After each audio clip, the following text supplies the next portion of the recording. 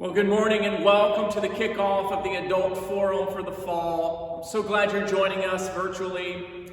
I thought it would be a great opportunity for us to begin a 3-week series as we begin this new year here in our space. So many of us wish that we could come in here and worship, and we miss being in our sacred spot. And so I've asked Kathryn Gemmer to come and to teach us a little bit about the beautiful lights of Trinity, the natural lights, that is, the ones that come through these beautiful stained glass windows every single week. I bet you can right now picture where you sit in this church and you know the very stained glass that captures your eye every single week. And so now we're going to have some time just to remember that and to learn more about the history behind the stained glass. It's wonderful history. We're also going to get to learn the Bible stories that are depicted in our stained glass windows. And so, Kat, thank you so much for giving up your time. I know you're a very busy school teacher and you've got a lot on your plate. So thank you for giving us the next 3 weeks and teaching us about this wonderful space. Let me open us in prayer and then I'll turn it over to Kat. Father God, thank you so much for meeting with us today. Thank you for allowing us to have such a beautiful space to worship in. I pray that you'll open our hearts and our minds and our eyes and our ears to hear afresh and anew from you. May we learn something new today about these wonderful stained glass windows that we have. And may we leave feeling good about what we've learned and having been educated in something new and fresh. Thank you for Kat. Give her a great day and give her a great week. In your name, amen.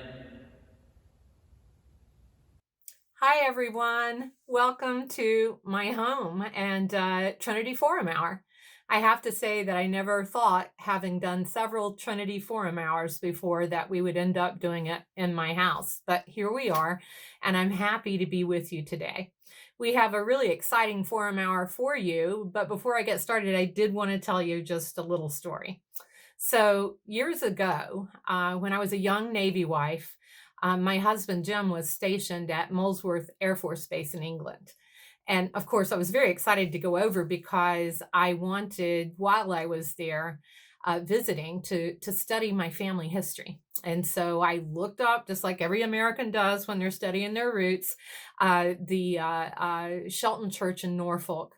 And I traveled up there and I spent the day talking to one of the people in the church who was sort of my tour guide that day about Ralph Shelton. And I learned so many things about Ralph Shelton, and I was so excited. And at the end of the day, when we were going back to the car, in his perfect English, he leaned over and told me, "You know, his name is Rafe, don't you?" And I've never forgotten that story. So today, we're going to be studying Joep Nicolas. But if you ever hear me refer to him as Joep or Joep Nicolas, just remember that a lot of times when you learn more about history, you also learn how to do things like pronounce names correctly. You know, I'm so excited to tell you about the windows in our church. We are going to be looking at the windows of the nave and up into the sanctuary. Now, we have many, many beautiful windows in our church, and particularly the windows in the transept are exceptionally beautiful. And I just don't have time to talk about all of those today. So we're going to stick to the Joep Nicolas windows. We're going to look at the nave windows in this series, and we're going to look at the chancel and sanctuary windows. But today we're going to start out learning about the man, the artist, the amazing person of Joep Nicolas. You know, I've got a lot to tell you, so I guess we better get started. Welcome to the Story Behind the Light, and this is a presentation that I've created for Trinity Episcopal Church Forum Hour. Before I get started today, I want you to look at that beautiful, gorgeous picture of the stained glass window that you see on the cover of this slide. The person that took this picture is Skylar Knapp, and for those of you that know Skylar, you know he's a very talented photographer, and I just want to give him personal credit and thanks for all the pictures of the windows that we're using today. If I don't mention who took the picture of the window, it definitely was Skylar. And thanks again to Skylar for allowing us to use your pictures in order to better understand some of the artistry behind Trinity Episcopal Church in Upperville. I'm Kathryn Gemmer, and a lot of you may call me Kat, and I am a lay person. And I just want to do a disclaimer right here that I am not an art history expert. I am not an art major. I just love music. I love being a member of the choir, and I love the art of our church. This is a 3-part forum series. This first Sunday, September 27th, we are going to look specifically at Joep Nicolas and his family. His family is referred to as 5 generations of light. We're going to talk about the story of his family, and then we're going to roll into the story of how he became the creator and sort of the artist behind most of the windows in our church. The windows that we are looking at are the main windows as you come into the nave, and then if you go straight up through the choir area into the altar area, we'll be looking at those windows above that particular area in the church. We're going to look the second Sunday at iconography and the beauty of the windows of the historical figures. We're also going to take a look at who those figures are and why they are there in our church. Then we're going to go to the nave windows, and we're going to do what the windows were intended for, and that is to tell the story of the Bible. So we'll be doing sort of a Bible study. We'll go quickly through the Old Testament and then the New Testament, and we will match the Bible stories and the parts of the Bibles to the windows. And that way we can just have a discussion about the biblical sort of background, or what I refer to as the story behind the light. Today's lesson is focused only on Joep Nicolas. You can see we've got a lot to cover today. The fact that he is an artist. He was 3rd generation in his family. His son and daughter carry on the tradition. Both of them were there when we were building our windows, or they were building our windows overseas. And we also know that he was a very, very successful artist, and he became coined the father of modern stained glass, and considered one of the most masterful stained glass artists in the world. I want to particularly thank this lady here on the left for allowing me to speak with her and giving me so much of her time in her busy schedule. This is Sylvia Nicolas. She is the daughter of Joep Nicolas. She was raised here in the United States and has a thriving stained glass sculpture art business of her own. And she's had many exhibitions, and she's also done many works throughout the U.S. She presently lives in New Hampshire, but she's working on some artistry down in Charlottesville for a church down there. She is doing a sculptures in a garden for them, I believe. And I believe she also said she had worked on a stained glass project for this church. But she took time out of her busy schedule to talk to me. And she also sent me this book and gave me lots of resources to use for the slideshow. And this book is 5 Generations Painting with Light. And it's sort of like a shout out also to her sister Claire, who unfortunately passed away this past spring. But I used Claire's book a lot in making the slideshow and really understanding the Nicolas family. There's also many other resources. At the end of this series, I will be allowing for a resource guide for anyone who might be interested in the stained glass windows and the Joep Nicolas family and our church. And so you'll have an opportunity to look through some of those resources on your own. Once again, thank you so much, Sylvia Nicolas. And by the way, if you download this PowerPoint, and this will be in the resource list, that's a link to her website. And as I said, she's just an incredible artist. There she is in front of one of her windows. I would appreciate it if you're interested in it. Just let me know, and I'll get you resources for all of her wonderful work.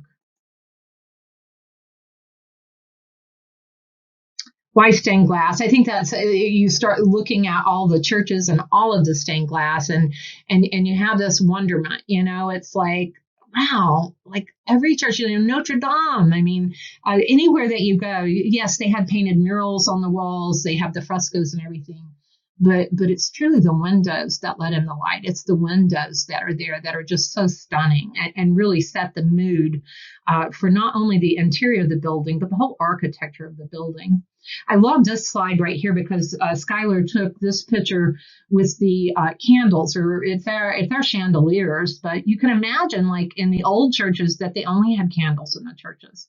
And Claire Nicholas White so rightfully puts it like this: the beginning of leaded glass decoration originated as purely a practical necessity. It was to keep out the cold and to let in the light.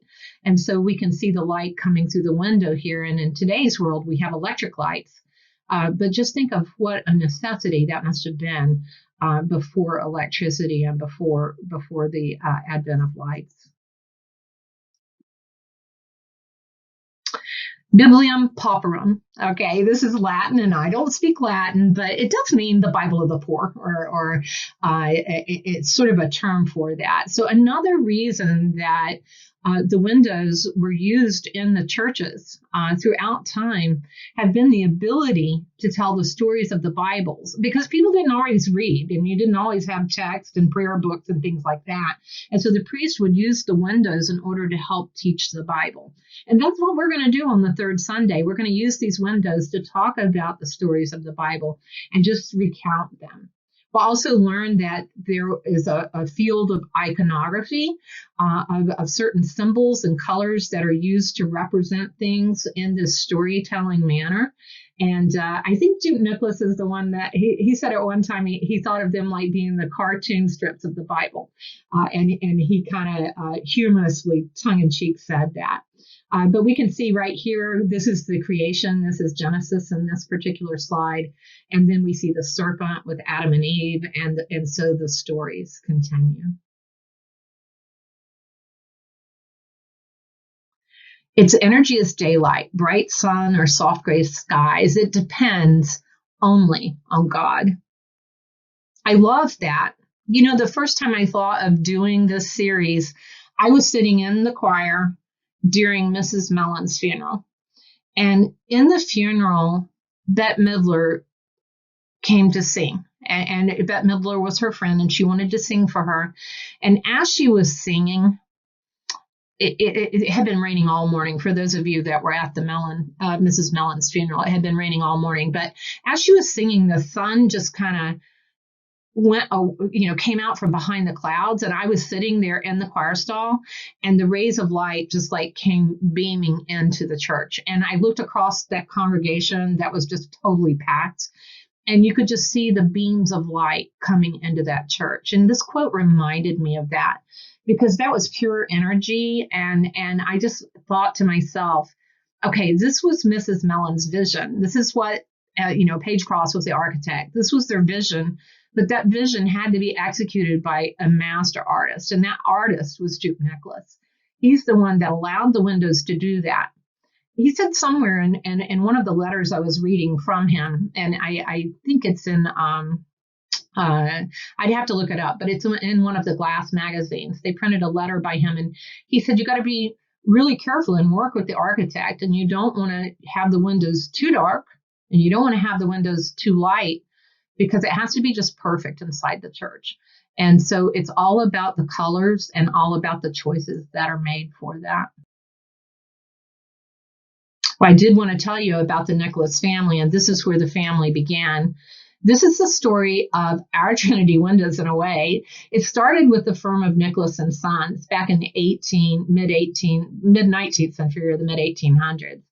And in 1850, at the age of 27 in Vermont, and I hope I said that correctly, Francois Nicolas was the founder of the firm. And he was working specifically with an architect. They were building churches at that time and had a real successful business. He brought his sons, Charles and Francois Jr. I don't think it was a junior, but it was the second Francois, in with him.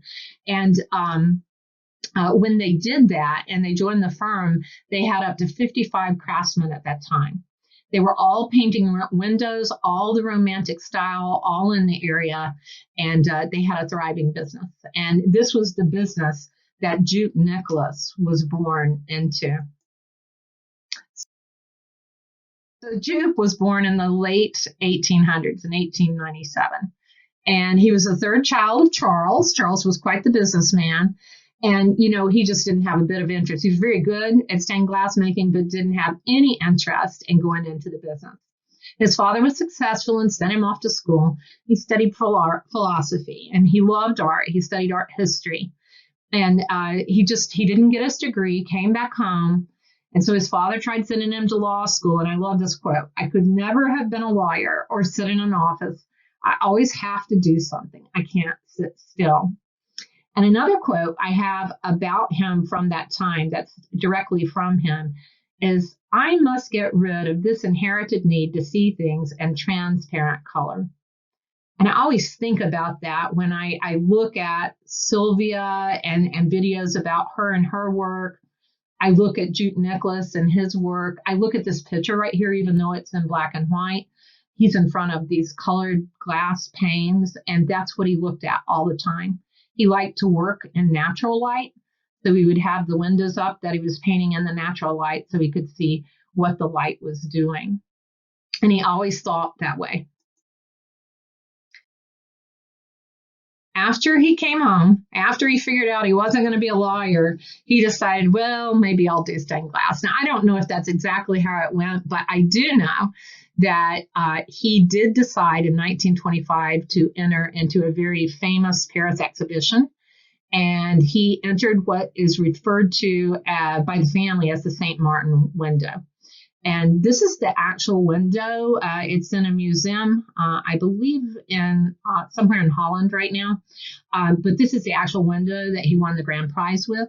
Sylvia recalls her telling him that he had been at a parade, sort of like like a Halloween Day parade, but it's the Feast for St. Martin. And in the parade, the children, she said, dig out beets like we do jack-o'-lanterns. And they put them on strings, and they do faces and stuff on them, and they put candles in them, and they glow. And so there were all these little red glowing beets that they were carrying. And so when they carried them and he saw them in the parade, apparently he turned to his wife and said, "This is it. This is the subject of my window. This is what I'm going to do." And so this is the window. That's the horse with St. Martin, and that's all of the children. Sylvia says what sets this apart, what was different at the time, the reason it won the grand prize is because it's an absolute masterpiece. But if you look at the faces, it is the humanity on the faces. If you think about the romantic style that Joep had been raised in, and you think about the way that everybody has sort of serene faces in this particular types of stained glass windows, and you look at the faces here, this is very different. And so the emotion, the faces, and really the humanity, Sylvia calls it, is what really set this window apart and set Joep Nicolas apart as a mastered stained glass artist. And this really set his career right here. This right here is the cover of Fortune magazine in 1940, and it was in December. Joep had made some stained glass angels, and they made the cover of the magazine, and this was in New York City. And I tell you this because in 1938, Joep took his wife and his two daughters, Sylvia and Claire, and he left his home, and he came to New York City.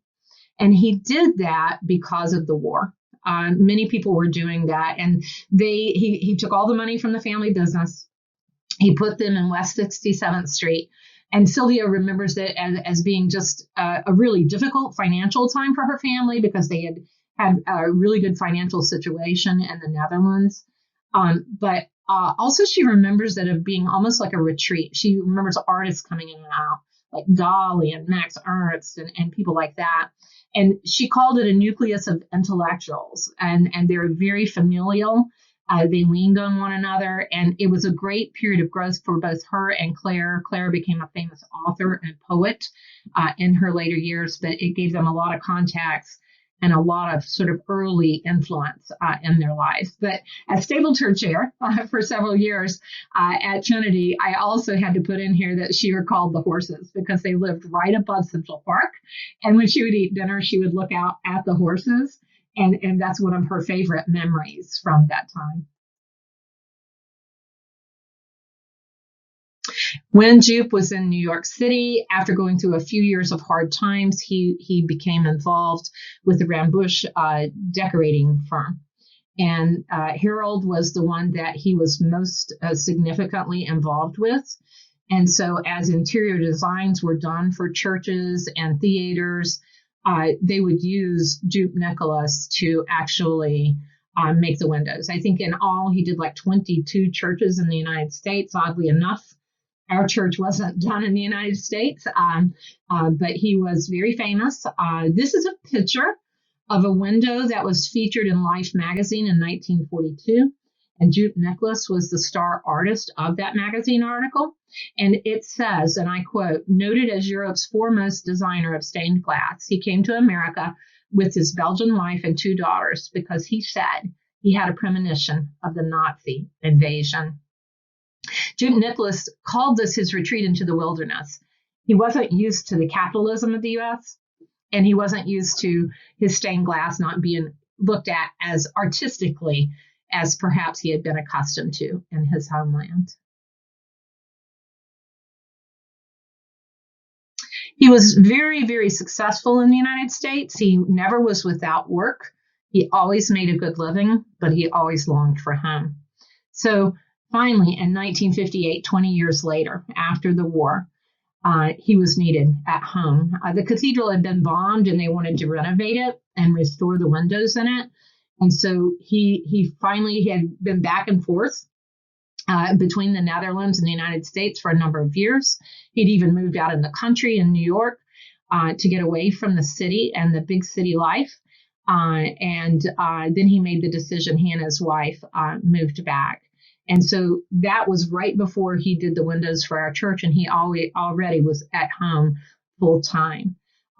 Claire writes in her book, 5 Generations of Light, that this was an important period in his life. And here he is with his little hat. The girls said he wore that hat because if he worked around the lead and around the paint, that the different chemicals would cause his hair to fall out. And Sylvia laughed and said his hair fell out anyway, but he still kept wearing the hat.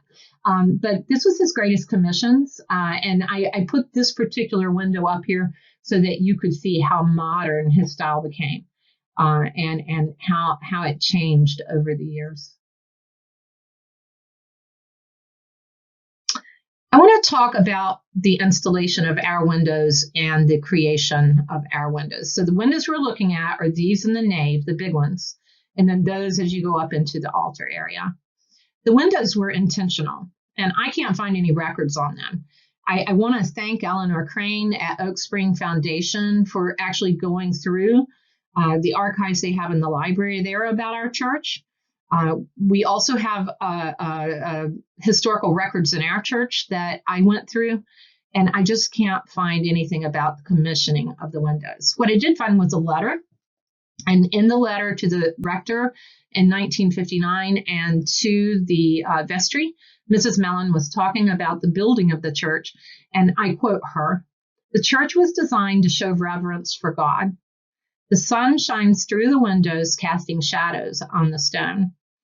I was over at the church with permission, poking through some things, and it's beautifully clean for those that have not had the opportunity to go into the sanctuary recently. But you can see it was late in the day. This is 3:00 in the afternoon, and I didn't try to turn any lights on. I just needed to pick up a couple of things. But I saw the shadows, and I thought of this quote, and I saw the shadows coming into the church, and so I snapped this photo real quickly. You notice it's not as pretty as Skylar's photos, but anyway, I snapped it really quickly because I was just struck by the way the shadows were dancing on the stones.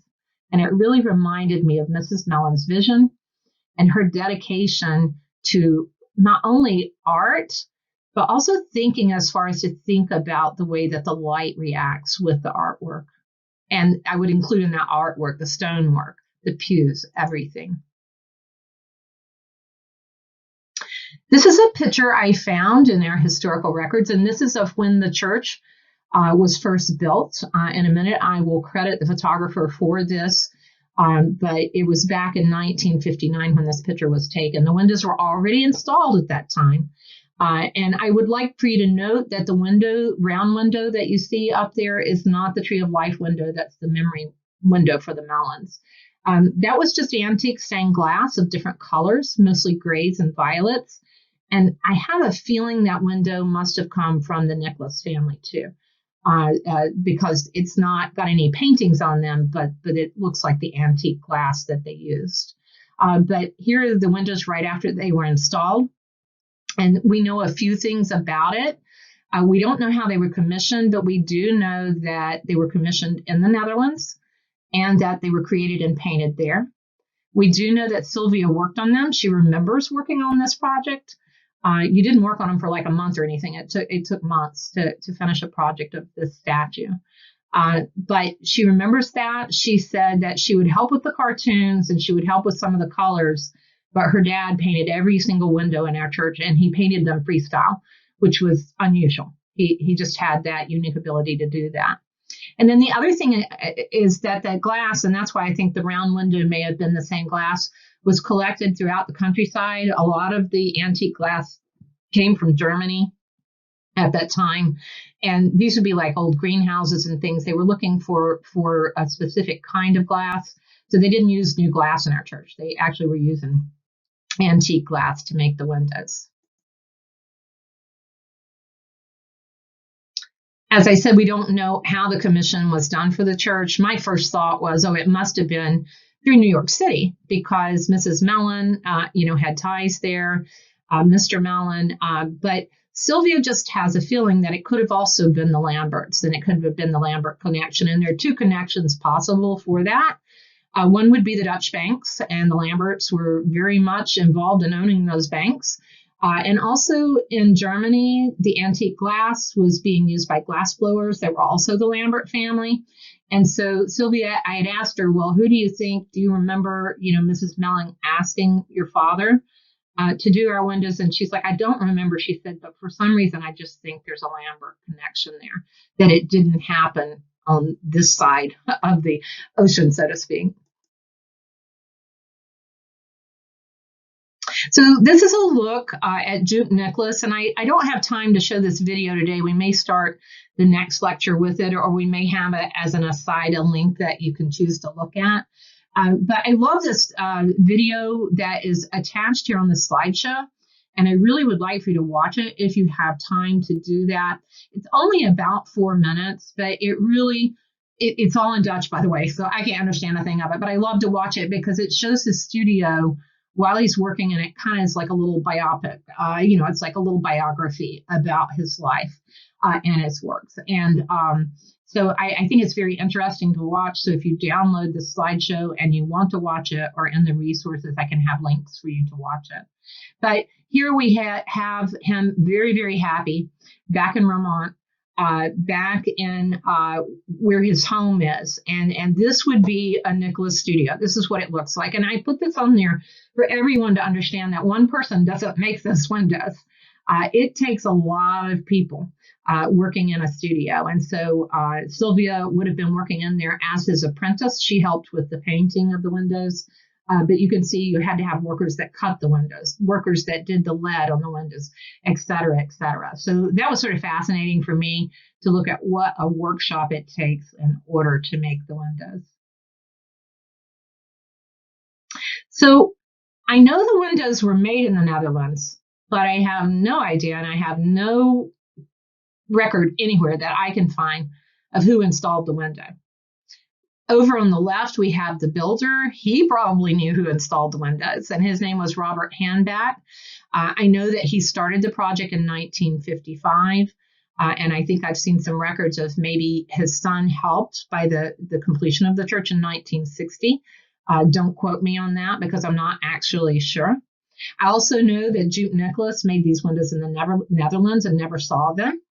Sylvia came back several years ago, and she was coming through the area, and she stopped in to see the windows. And so she has seen them one time. I asked her what she thought, and she said it's really hard for an artist to look at their own work because sometimes they see flaws, but she thinks that the whole building and the windows and everything are so gorgeous, and she just sends her best wishes to our entire congregation.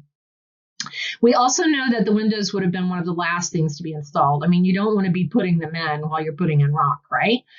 So you can see this painting I found in the archives of the church. And this painting was of the church being built. I'm covering up the name of the artist, but if you're interested in the artist, I can get that name to you. But you can see that while the church was being built, those windows were not in. And I'm assuming that these were boards that were covering the windows, and they would have been the last to go in. The only other record I could find of it, and I wish they said who was on these scaffoldings, is that Sylvia says it would not have been builders putting those windows in. It had to be, quote, quote, a glass man. And so whoever it was probably picked by Joep to install them, and they would have used scaffolding. And here's a picture of the scaffolding in front of the windows as the church was being built. And so that window right there is being partially hidden by the scaffolding.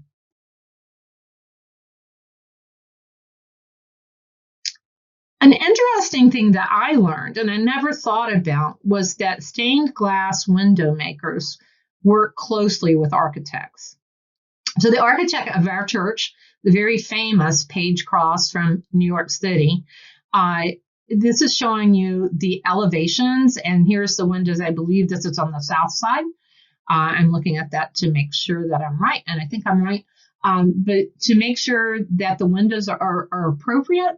But the other thing that the stained glass artist does for the architect is they can tell the architect what the light's going to do inside when the windows are complete. So just by looking at the size of the wall and how big the windows are going to be, they can give the architect feedback about that. And so many times the architect will work hand in hand. I think it was Sylvia that told me that she was working with an architect one time, and he told her the effect that he wanted. And she said, well, if you want that effect, these windows are too small. And I think he actually went back and changed the windows after consulting with her. So that's just sort of interesting. And here you can see the nave windows. And I thought everybody would enjoy seeing some of these early elevation pictures from the Paige Company. This is our church, and these are the windows right here. And there are a couple of things I want to point out in this picture. Number one, when the church was being constructed and you're thinking about the light coming into the windows, you're working with the landscape that is there. So the landscape we have here is a small holly tree. This holly tree now comes up above the roof, but it's a small holly tree. This is the creation window right here.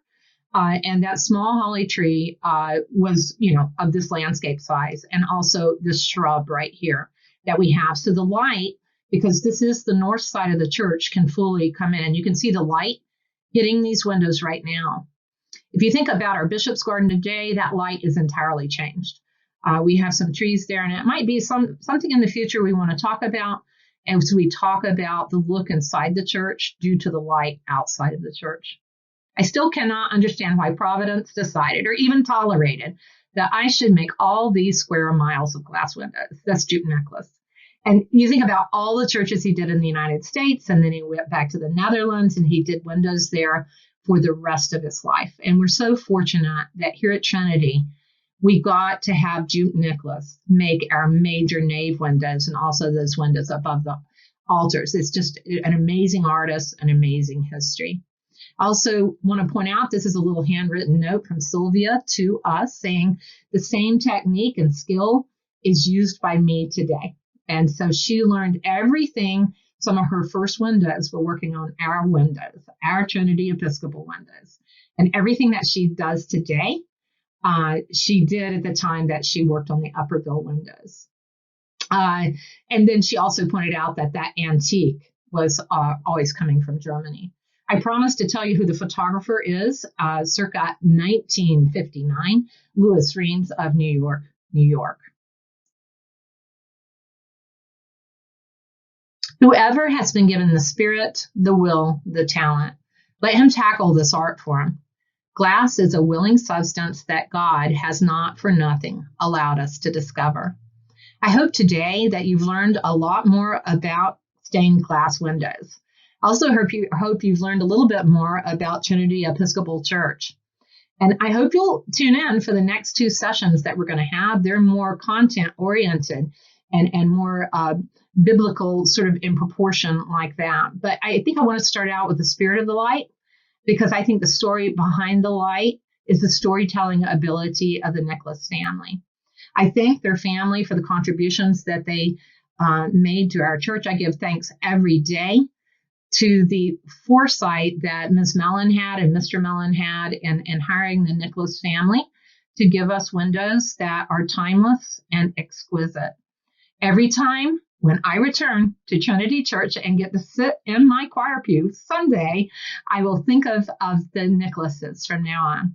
And I also will think of the inspiration that Sylvia Nicolas has given to me over the last few weeks. I thank you all, and I hope to see you next week.